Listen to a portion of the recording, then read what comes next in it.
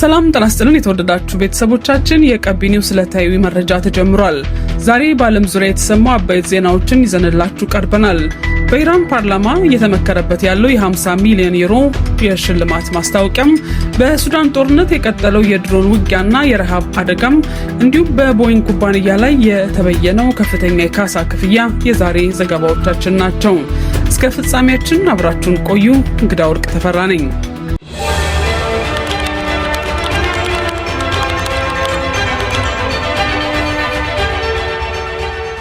የኢራን ፓርላማ የቀድሞውን የአሜሪካ ፕሬዝዳንት ዶናልድ ትራምፕ ለሚገድል ማንኛውም አካል የ50 ሚሊዮን ዩሮ ሽልማት እንደሚከፍል የሚያስገድድ ረቂቅ ሕግ እያጠና መሆኑ ተሰምቷል። የብሔራዊ ደህንነትና የውጭ ጉዳይ ፖሊሲ ኮሚቴ ሰብሳቢ ኢብራሂም አዚዝ እንደገለጹት ይህ እርምጃ በአሜሪካና እስራኤል ጥቃት የተገደሉ የሀገሪቱን መሪዎች ደም ለመበቀል የታለመ ነው።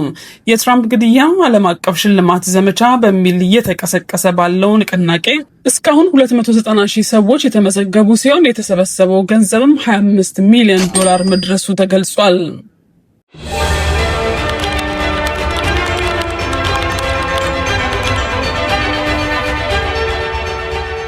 በሱዳን ደቡብ ዳርፉር ግዛት የፈጣን ድጋፍ ሰጪ ኃይል RSF የሱዳን ጦር ንብረት የሆነችውና በቱርክ የተሰራች ዘመናዊ የውጊያ ድሮን መጣሉን አስታውቋል።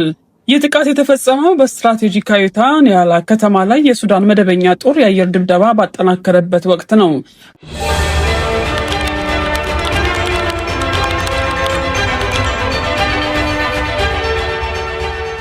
በአንጻሩ በሱዳን ያለው ሰብአዊ ቀውስ እየተባባሰ ሲሆን ወደ 20 ሚሊዮን የሚጠጋ ሕዝብ ከባድ ረሃብ መጋለጡን ዓለም አቀፉ ድርጅት IPC ገልጿል።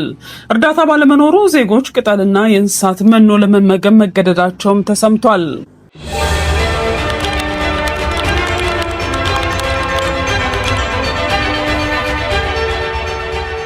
የእስራኤሉ ጠቅላይ ሚኒስትር ቤንያሚን ኔታንያሁ በኢትዮጵያን ላይ የሚፈጸመውን ዘረኝነትና በቅርቡ በፔታ ቲክቫ ከተማ የተገደለውን የየማኑ ዛልካን ሞት በጽኑ አውግዘዋል።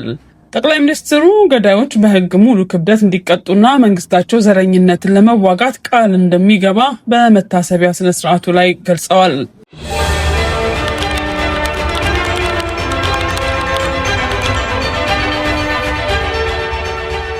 በሩሲያ ሪያዛን ከተማ የዩክሬን ድሮኖች በፈጸሙት ጥቃት ቢያንስ የ3 ሰዎች ሕይወት ማለፉና በአንድ ትልቅ የነዳጅ ማጣሪያ ፋብሪካ ላይ ከፍተኛ እሳት መነሳቱ ተሰምቷል። በጥቃቱ ህጻናትን ጨምሮ ሌሎች 12 ሰዎች መቁሰላቸውን የክልሉ ገዢ ፓቬል ማልኮቭ አረጋግጠዋል።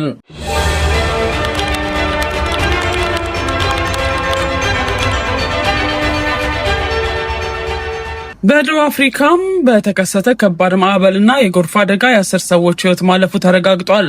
በሌላ በኩል በፓኪስታን ሰሜን ምዕራብ ግዛት በደረሰ የራስ ማጥፋት ጥቃት 8 የጸጥታ አካላት መገደላቸውም ተሰምቷል።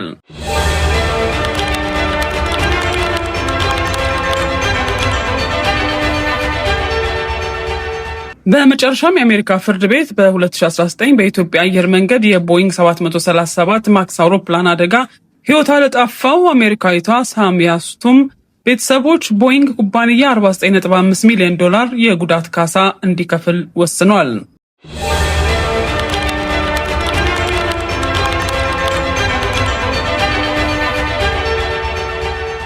የተወደዳችሁ ቤተሰቦቻችን ለዛሬ ያዘጋጀናቸው መረጃዎች እነዚህ ነበሩ። መረጃዎቹ ለሌሎች እንዲደርሱ ቪዲዮውን ሼር ማድረጋችሁን አትርሱ። የቀቢ ኒውስ የዘውትር ተከታታይ ስለሆኑ እናመሰግናለን። መልካም ጊዜ።